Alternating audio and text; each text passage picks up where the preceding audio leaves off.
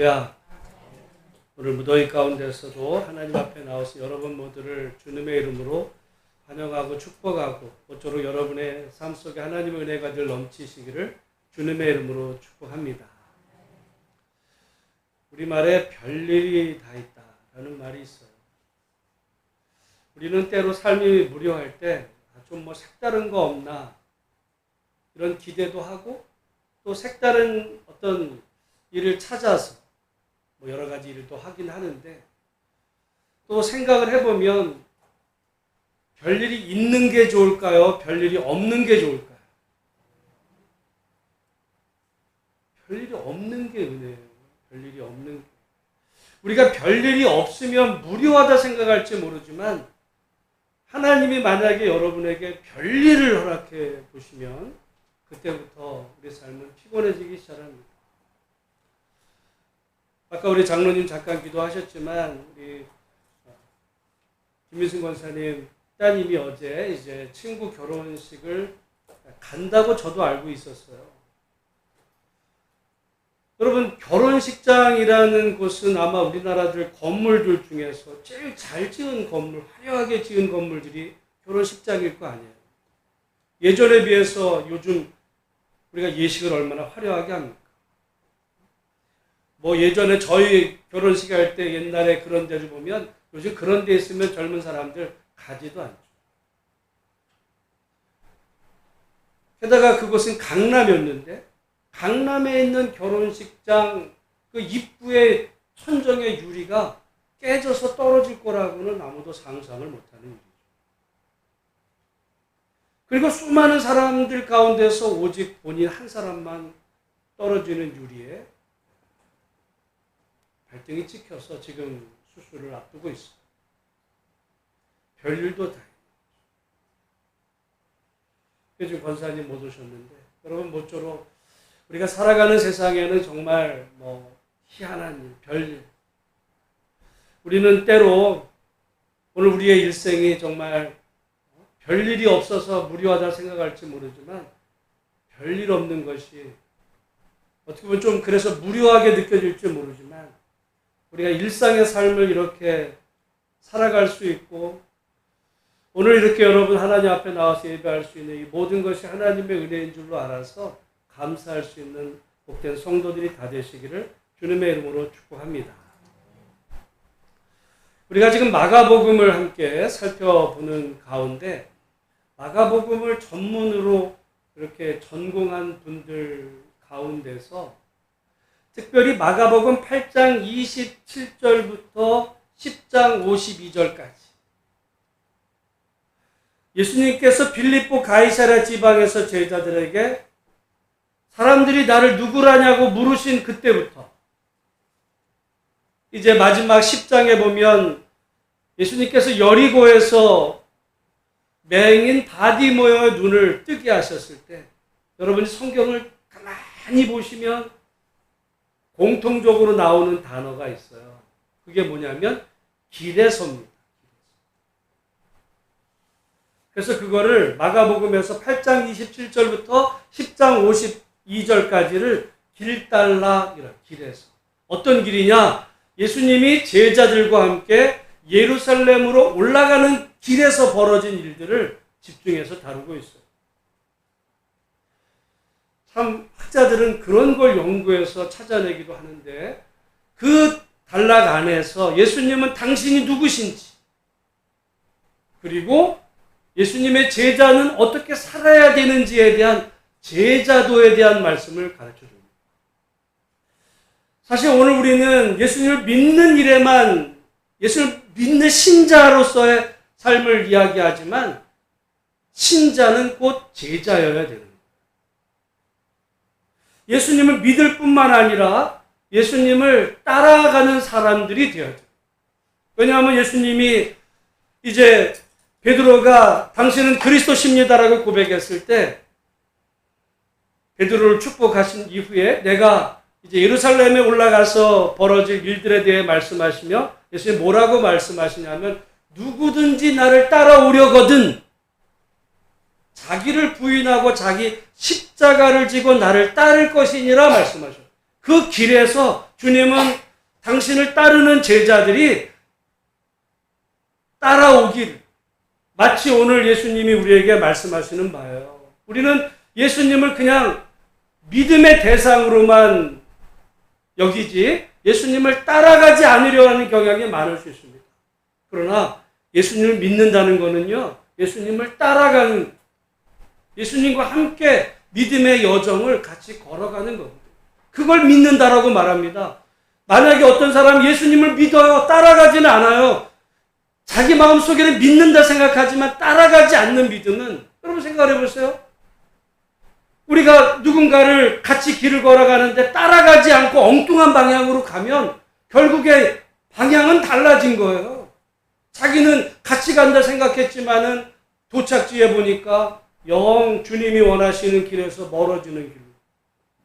예수를 믿는다는 것은요, 그분과 함께, 그분과 동행하며 같이 그분의 길을 따라가. 그 속에서 예수님은 이제 예수님 자신이 누구신지, 그리고 예수님을 따르는 사람은 어떻게 살아야 되는지에 대한 제자도의 말씀을 우리에게 가르쳐 주세요.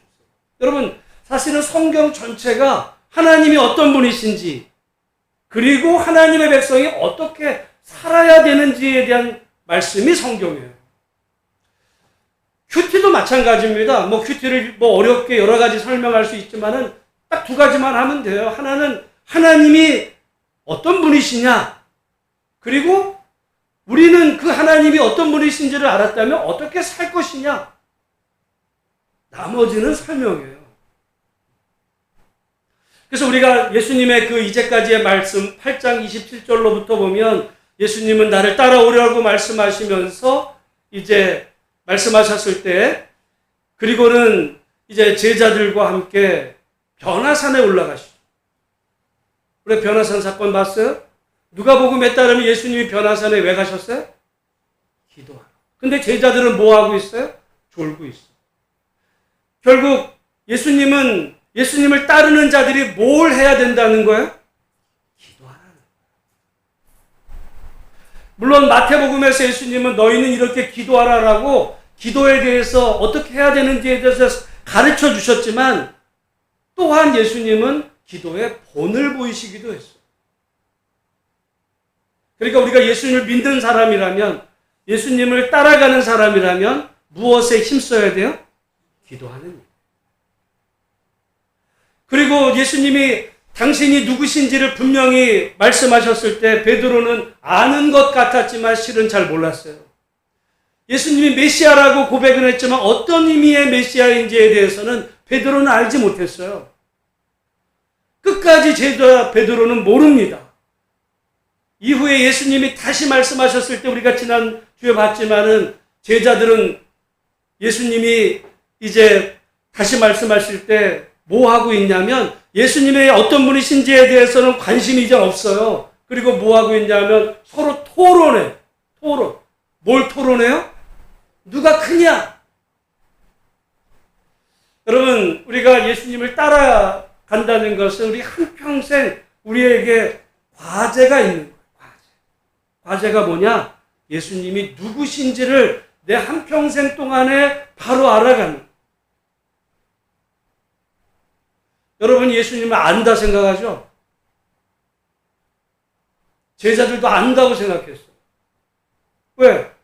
예수님 따라 나섰고, 예수님과 함께 먹고 잤고, 예수님 말씀 다 들었고, 예수님이 행하시는 모든 걸 다 봤고, 고백도 했고, 다 아는 것 같아 보였지만, 정작 우리가 복음서를 통해 보면 제자들은 예수님이 누군지 몰랐어요. 저는 이 말씀이 2000년 전에 예수님의 제자들에게만 해당하는 이야기가 아니라 오늘 우리에게도 동일할 수 있어요. 오늘 우리도 정말 하나님을 안다 생각하지만 정말 알아요? 라고 물으면 별로 대답할 말이 없을 수 있거든요. 우리가 예수님을 따라간다라고 할 때 남은 한평생 동안 내가 따라가는 그분이 누군지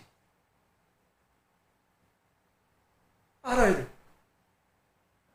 그분을 알려고 내 시간을 들이고 내 관심을, 정말 내 모든 열정을 쏟아서 예수님을 알려고 힘쓰는 우리들의 인생의 여정되고 그 과정에서 우리가 기도에 힘쓰고 그때 주님께서는 또 뭘 말씀하시냐면 서로 누가 크냐라고 말씀하실 때 누구든지 첫자가 되고자 하는 자는 어떤 사람이 되어야 되냐면 무사람의 끝이 되라.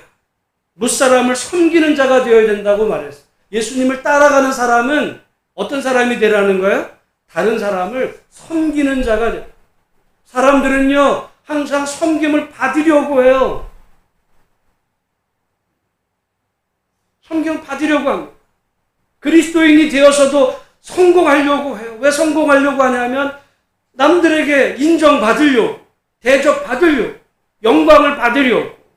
그러나 주님은 그 성공하려고 첫째가 되고자 하는 그 욕망 자체를 부정하진 않았지만 그러나 첫째가 되고자 하는 그 사람은 무사람의 섬기는 자가 되라. 예수님을 따라가는 사람은요 예수님을 통해서 다른 사람을 군림하는, 다른 사람들 위해 자기가 어떤 힘을 행사하는 이런 사람이 아니라 다른 사람을 섬기는 자가 돼. 여러분 섬긴다라는 말은 이게 둘로라는 말은요 둘로스가 이게 종입니다. 종. 다른 사람의 종이 되라는 거예요. 예수님을 따라가는 사람들은요 예수님의 종만이 아니라 사람들의 종이 돼야 돼요. 그런데 만약에 자기가 어쩔 수 없어서 다른 사람의 종이 돼야 된다면 그건 비굴할 수 있거든요. 그런데 하나님의 은혜로 그 사람이 다른 사람들 위해 정말 어떤 세상적으로 위에 설 수 있는 사람이 되었을 때라도 다른 사람을 섬기는 사람이 되는. 세상 사람들은 여러분 절대 죄악된 인간의 본성상 그럴 수가 없어요.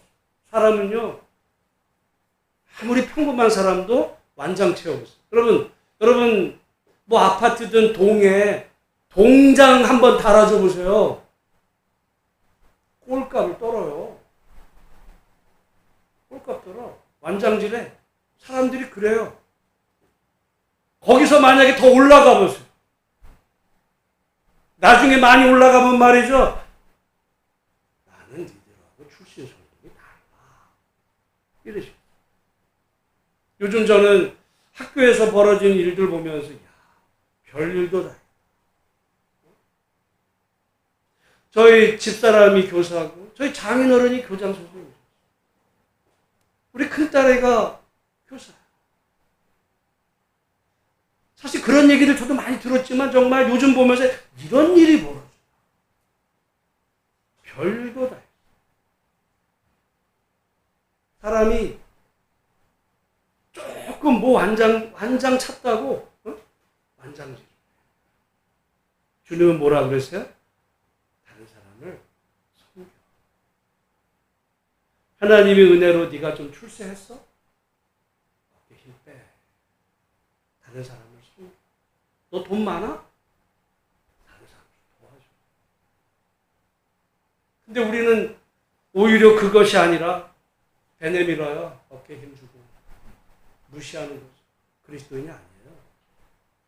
그리스도인이 아닌 거예요, 그게.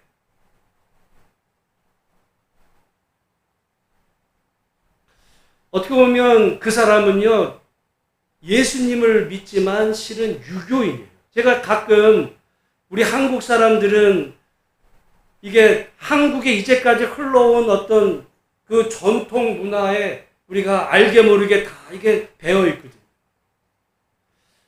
한국 사람들에게서 공식적인 유교는 사라졌는지 모르지만 여러분 가장 유교적인 사람들이 오늘 우리일 수 있어요.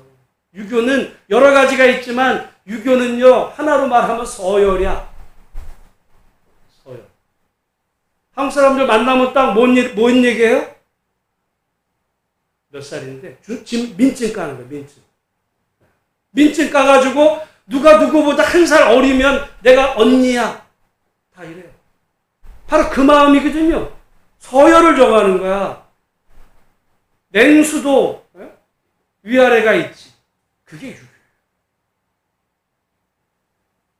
외국은 안 그래요. 외국 사람은 10살도 친구야. 근데 한국 사람은 1살 가지고도 위아래 따지는 게 그게 여러분, 인간의 당연한 모습, 그게 유교에서 비롯된 거라니까요. 유교가 사라졌다고요? 우리 안에 유교가 남아있어요. 제가 그래서 전에 그렇게 교회 안에서 그 언니 동생 하지 말라. 언니야, 그냥 언니. 안 바뀌어요. 그게 유교라니까. 그래서 한 살이라도 어리면은 낮춰보려고 하는 게 이제 그게 나이죠? 바뀌어요. 바뀌어. 어떤 사람이 그게 돈이 될 수 있어. 어떤 경우에 차가 되는 거야. 어떻게 보면 자식이 될 수도 있고 뭔가 내가 너보다 좀 높아 이러는 거거든요. 그건 그리스도인이 아니야. 주님은 누구든지 첫째가 되고자 하는 자는 무사람을 섬기는 자가 돼요. 나이가 한 살이 많다고요?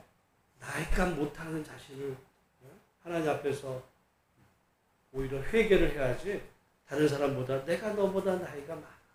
뭐 어쩌라. 학교에서도 그러니까 요즘은 옛날에는 선생님들이 또 갑질하면서 애들을 때렸던 적이 있어요. 근데 요즘은 오히려 이제는 그 선생님이 아이들을 가르치려고 그러면 고소를 해. 다 갑질해요. 교회를 다녀요? 하나님을 믿는다는 것은 예수님을 따라가는 말씀과 기도와 그리고 섬기. 오히려 정말 그 하나님이 은혜 주셔서 그 사람이 어떤 지위가 높아지면 높아질수록 여러분 그러잖아요. 보리가 익을수록 어떻게 한대요? 고개를 숙여. 근데 이게 되먹지 못하면 조금 이러면 고개를 바짝 들어요. 교만이라거든요. 마귀의 특징이 교만이에요. 그런 의미에서 오늘 우리가 정말 예수님이 가르쳐 주신 이 제자의 오늘 본문의 말씀은 이제 또 하나의 제자의 도를 가르쳐 주시는데 오늘 38절 말씀 같이 한번 읽어보겠습니다. 시작.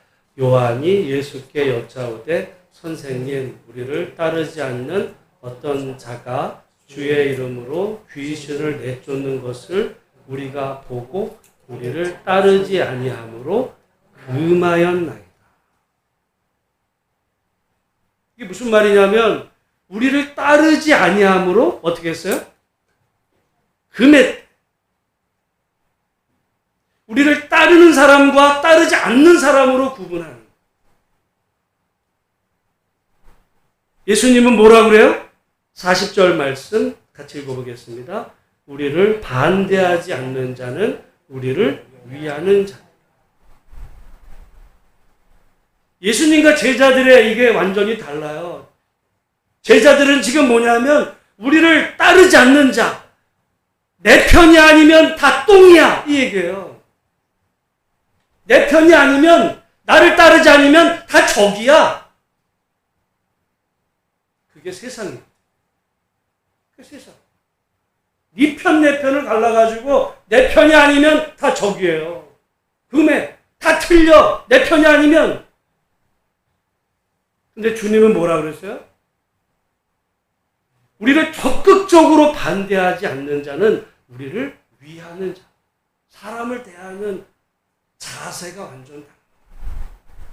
여러분, 예수님을 믿지만 만약에 제자들 같은 태도를 취하는 게 사실 어떻게 보면 역사 속의 기독교인들입니다. 우리가 사도행전을 보면 오순절 성령으로 충만했을 때 초대 예루살렘 교회 우리가 사도행전 보면 얼마나 거기 은혜가 성령이 충만하고 넘쳐요. 근데 거기서 보면 예루살렘 교회에 어떤 일이 벌어지냐면 구제하는 문제로 히브리파 헬라파 사이에 싸움이 벌어지네.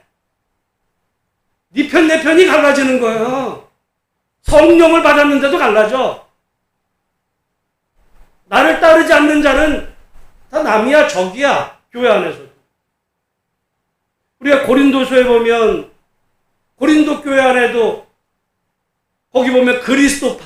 난 이상 그리스도파가 어떻게 그리스도파가 있고 게바는 바울파, 아볼로파.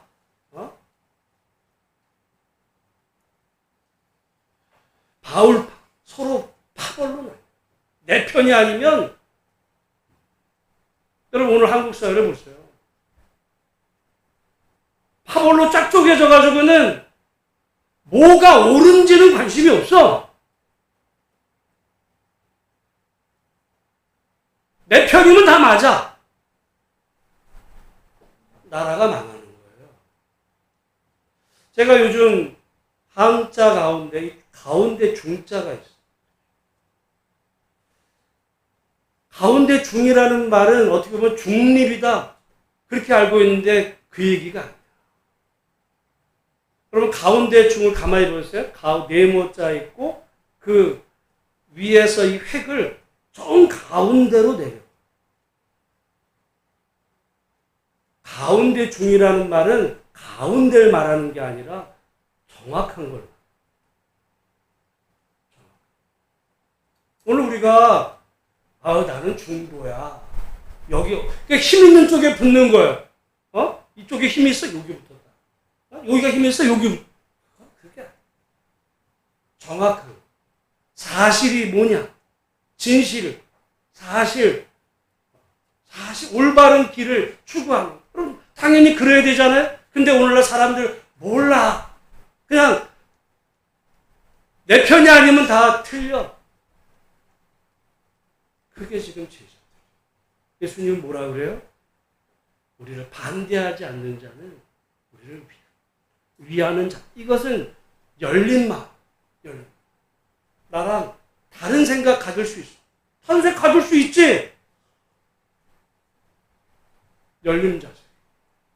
저는 사실 성경에 우리가 많은 분들이 복음 그러면 복음 예수 믿으면 구원받았다. 이게 이제 복음의 핵심이라고도 얘기하는데 물론 틀린 말은 아니에요. 근데 저는 성경을 보면서 제가 정말 복음 중에 복음이라는 말은 어떻게 보면 저는 창세기 1장 1절이라고 봐요.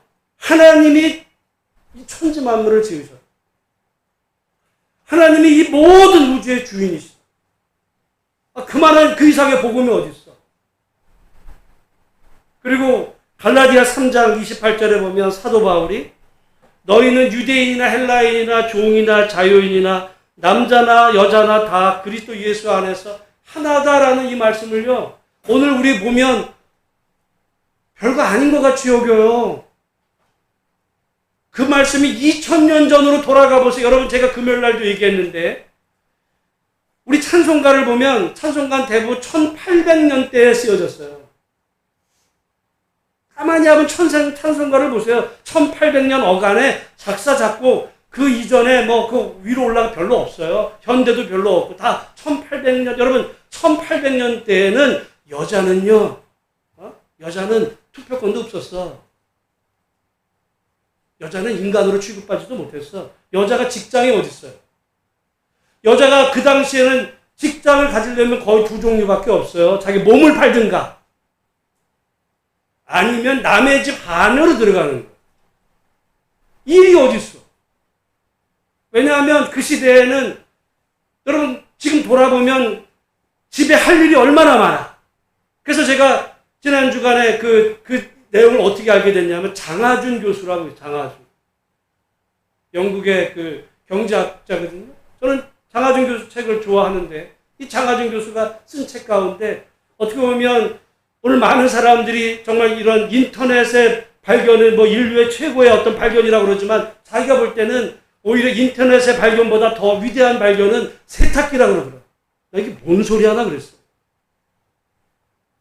생각해보니까 맞아. 여러분 세탁기가 지금 없어서 여러분이 만약에 집에서 나오는 이 빨래를 그리고 수도가 아니라 지금 만약에 이 시절에 여러분 빨래를 가지고 지금 어디 저기 개울가에 나가서 빨래한다 생각하면은 무슨 직장 생활을 해요? 그가 물 들어가고 빨래하고 만약에 집에 애라도 나가서 기저귀 빨면요 그걸로 끝이야. 하루 일과라는 그런 자체. 그러던 시절에 지금부터 약 150년 전만 해도 유럽이 다 그랬어요. 그런데 그 2000년 전에 하나님은 남자나 여자 다 동등하다.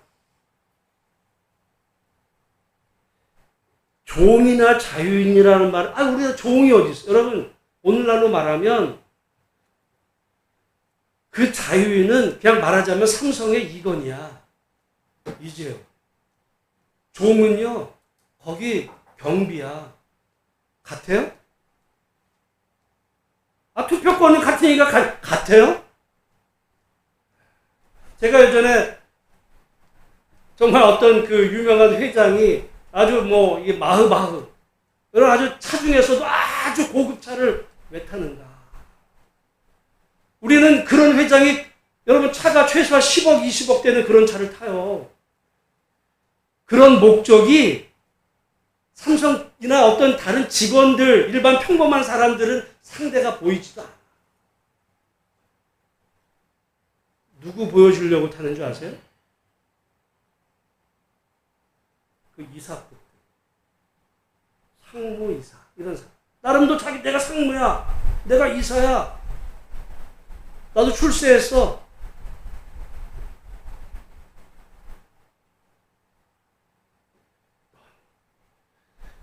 야, 벤츠가 차냐? 이러는. 벤츠가 차야? 여러분, 지금도 그래요. 헬라인이나 유대인이나. 어떻게 보면 사람은 항상 유대인이냐 헬라인이냐, 종이냐 자유인이냐, 남자냐 여자냐, 전라도냐 경상도냐, 진보냐 보수냐, 너나 네 편 내 편.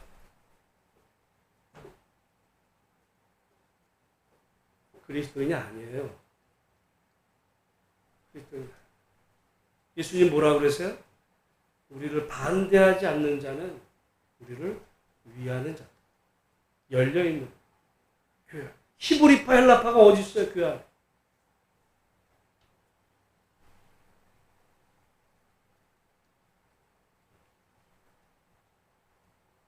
모처럼 우리가 예수님을 따라가는 우리들의 인생 속에 정말 예수님처럼 열려있는 마음으로 우리를 반대하지 않는 자는 우리를 위하는 자라고 하는 그 마음.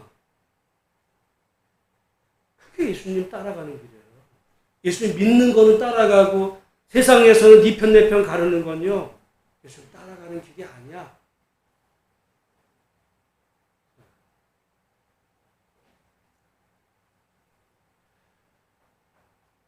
모쪼록 우리 모두가 정말 이 혼탁한 시대 속에서 예수님이 어떤 분이신지, 예수님을 따라가는 것이 무엇인지를 바로 알고 그 길을 걸어갈 수 있는 우리 복된 성도들이 다 되시기를 주님의 이름으로 축복합니다. 예수님은 또 하나를 가르쳐 주셨어요. 뭐라고 말씀하시냐면 여기 42절 같이 읽겠습니다. 시작. 또 누구든지 나를 믿는 이 작은 자들 중 하나라도 실족하게 하면 차라리 연자 맷돌이 그 목에 매어 바다에 던져지는 것이 나으리라. 실족에 대한 문제를, 여러분 실족한다는 게 뭐예요? 우리 말로도 이 걸려 넘어지게 하는 거예요. 근데 똑같은 말이 어디에 쓰였냐면 우리 43절에 보면 만일 네 손이 너를 범죄하게 하거든.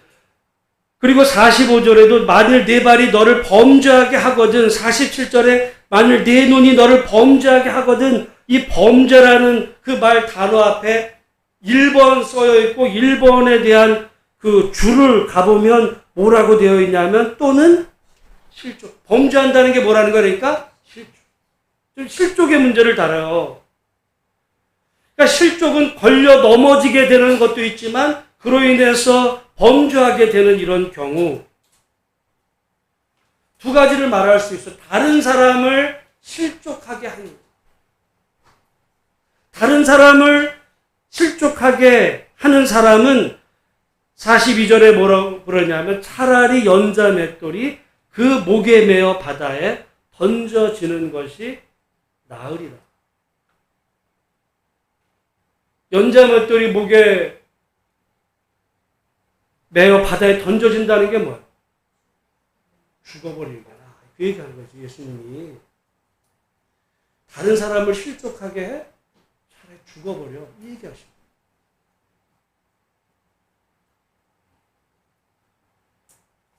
근데 여러분, 누가 실족을 하게 돼요? 성경 자세히 보시면 41절, 또 누구든지 나를 믿는 이 작은 자들 중 하나. 작은 자가 실족해요. 믿음이 작은. 근데 여러분, 사실은 욥을 보면 욥이 믿음이 작은 자야, 큰 자야? 큰 자야. 근데 욥도 실족을 해요. 왜? 고난이 오면 다 작아져. 뭐 실족한다는 게 욥의 친구들은 내가 욥을 실족시켜야지 하고 와서 실족시켰어요? 아니야. 자기가 무심코 던진 그 말에 나는 무심코 돌을 던졌는데 그 돌이 엉뚱한 개구리에 맞아 죽는 수가 있어요. 그럴 때 친구들이 야 나는 그런 줄 몰랐어. 뭐 그따위 그 말 가지고 시험에 들고 그래? 용서가 안 되는 거예요. 입장을 바꿔봐. 입장을 바꿔. 우리는 때로 그래요. 여러분의 말과 어떤 일 때문에 다른 사람이 누가 시험 들면 아이 뭐 그 말 했다고 그거 갖고 시험을 들어? 입장 바꿔 당해봐.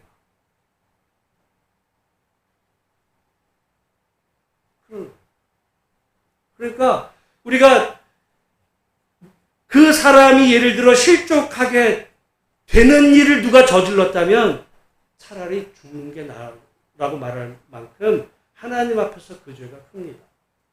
죄가 큰 거예요.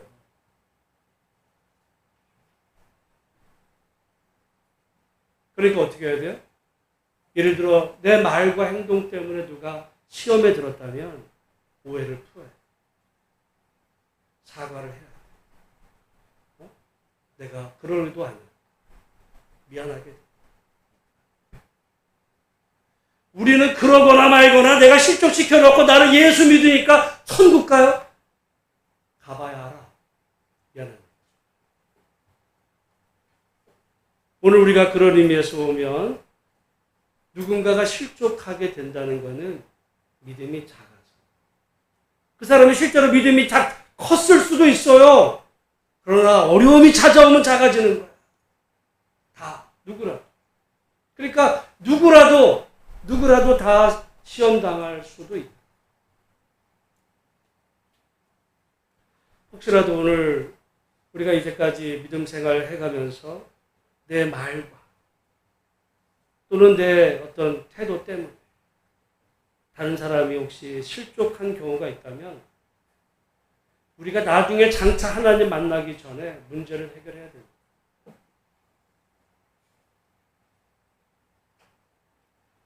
생각나거든. 그 사람에게 용서를 구하. 미안하다. 그럴 의도 아니야. 만약에 생각나지 않거든 하나님 앞에 생각나게 해달라고. 또 한편 보면 다른 사람을 실족하는 문제만이 아니라 자기 자신도 실족하지 말아야 돼요. 우리 43절 다시 한번 읽어보겠습니다. 시작. 만일 내 손이 이게 범죄라고 그러니까 이게 말이 다른 것 같은데 이게 실족이에요? 실족이란 말을 읽고 넣어서 다시 한번 읽어보겠습니다. 43절 시작. 만일 내 손이 너를 실족하게 하거든 찍어버리라.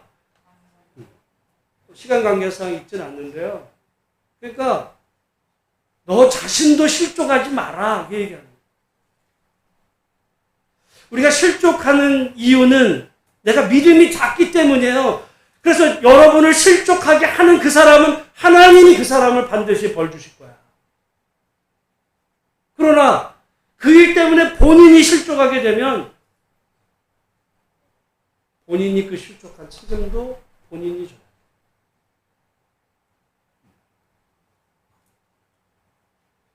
그러니까 오늘 이 말씀에 만일 내 손이 너를 실족하게 하거든 찍어버리라. 여러분 그러니까 우리가 여기 지금 뭐 손이나 발이나 눈이나 어떠한 내 정말 손발이 눈이 다 뽑혀지는 그런 일보다도 실족하게 되는 일이 주님 앞에서는 정말 그것이 심각한 문제라는 거. 실족하는 거 심각한 문제라는 거. 오늘날 우리 그 말은 다른 말로 하면 시험 드는 거거든요.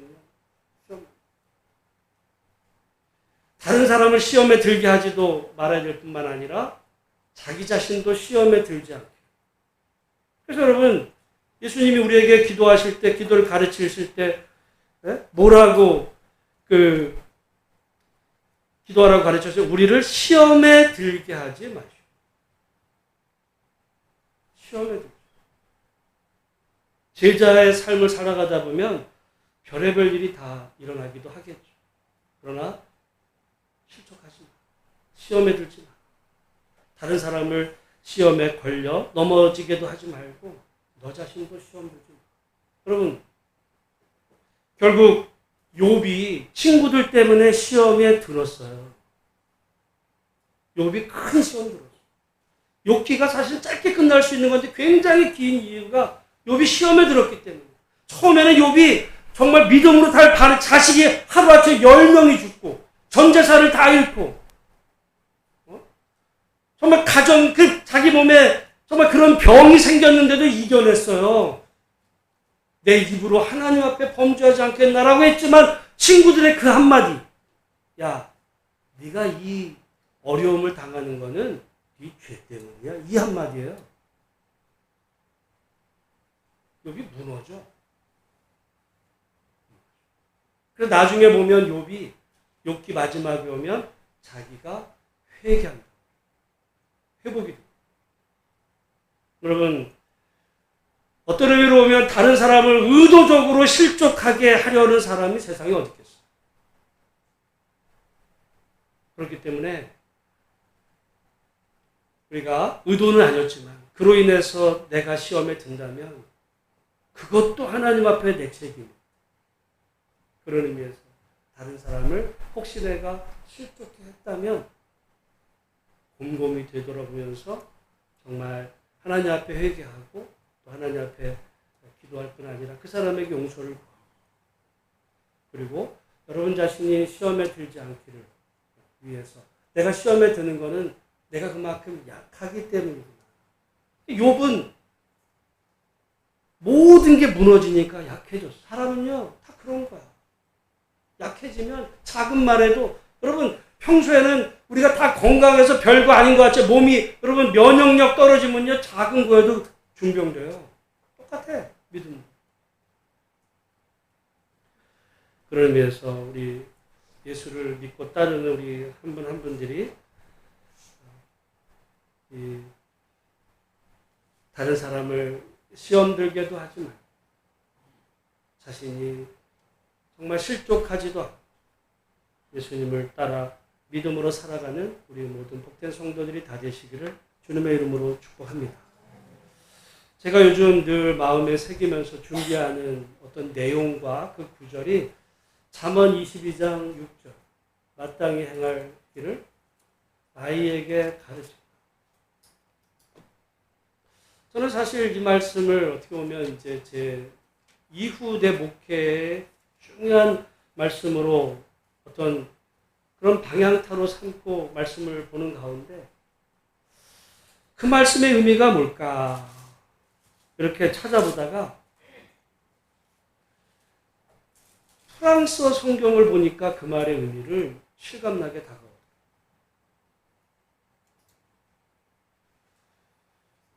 다가오더라고요. 오리앙뜨라는 말은 오리앙떼거든요. 명령의 오리앙떼.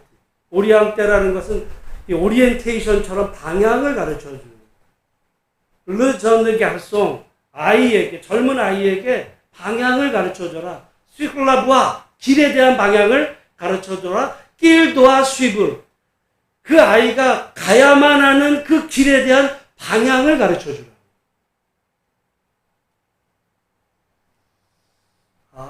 제가 요즘 우리는 다 예수님 믿는 거 어떻게 살아야 되는지 다 안다고 생각하지만 돌아보니까 몰라요.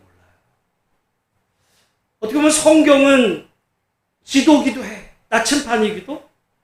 그렇지만 우리가 예를 들어 지도만 가지고 여러분 지도만 가지고 물론 뭐 부산을 만약에 간다 그럴 때 지도만 가지고도 갈 수 있죠. 지금 돌아보면 제가 20년 전에 미국은요, 그때만 해도 티맵 같은 거 나오기 전에 지도만 가지면, 야, 걔네들은 정확히 지도만 가지고도 찾아갈 수 있어. 근데 우리나라 동네들 보면 지도 가지고 어려워. 티맵 이런 거 치지 않으면 길을 찾아가기가 이게 어려운데 마치 제가 볼 때 잠언 22장 6절은 일종의 티맵이에요. 우리가 길을 가다 보면 일로 가야 될까 절로 가야 될까 갈림길들이 많아. 그런데 어떤 길을 가야 될지를 방향을 자녀에게 가르쳐줘라. 근데 여러분 그 말을 누구에게 하는 거냐면 부모에게 하는 거예요. 제가 그 말씀을 묵상하면서 그러려면 부모가 뭘 알고 있어야 돼요? 방향을 알고 있어야 돼. 아이가 어떻게 자라는 것이 바른 길인지에 대한 그 방향을 부모가 알고 있어요. 근데 오늘 한국 부모를 보니까 몰라요. 저도 돌아보니까 애들이 어떻게 그냥 잘 커져서 컸지 내가 방향을 가르쳐주지 못해. 그래서 우리가 여러분 성경을 앞으로 보시면서 하나님이 어떤 분이신지 우리가 어떻게 살아야 되는지에 대한 그 방향이 어떤 우리가 물론 큰 줄거리는 알아요. 흐름은. 근데 여러분 생각해보세요. 우리가 만약에 부산을 가려고 그러면은 가는 방향 많아. 여기서 영동고속도로 타고 강릉 갔다가 내려가면 못 가요? 근데 부모가 방향을 알아야 자녀에게 가르칠 수가 있어요.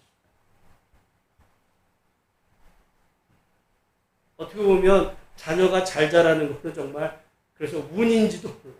하나님 앞에 감사. 그냥 나는 내 방목을 했는데 얘가 잘 자라준 게 감사해요. 근데 성경은 방향을 가르쳐요. 오리앙트 르전느 갸송 슈르라바 길도아 수고.